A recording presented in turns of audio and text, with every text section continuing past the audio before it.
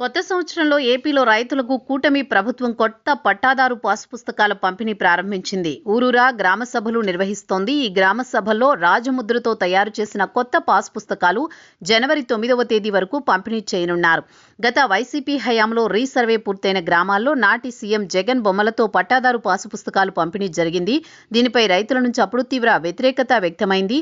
అయితే ఎన్నికల హామీలో భాగంగా కూటమి ప్రభుత్వం అధికారంలోకి వచ్చిన వెంటనే రాజముద్రతో పట్టాదారు పాసు పుస్తకాల పంపిణీ చేస్తామని, రైతులకు భరోసా కల్పిస్తామని హామీ ఇచ్చింది. అందుకు అనుగుణంగా జనవరి 2 నుంచి పంపిణీకి కావలసిన నూతన పుస్తకాలు సిద్ధం చేసింది రెవెన్యూ శాఖ. గతంలో ఇచ్చిన 21.86 లక్షల భూ హక్కు పత్రాల స్థానంలో రాజముద్రతో పాటు క్యూఆర్ కోడ్తో పట్టాదారు పాసు పుస్తకాలు పంపిణీ చేస్తున్నారు.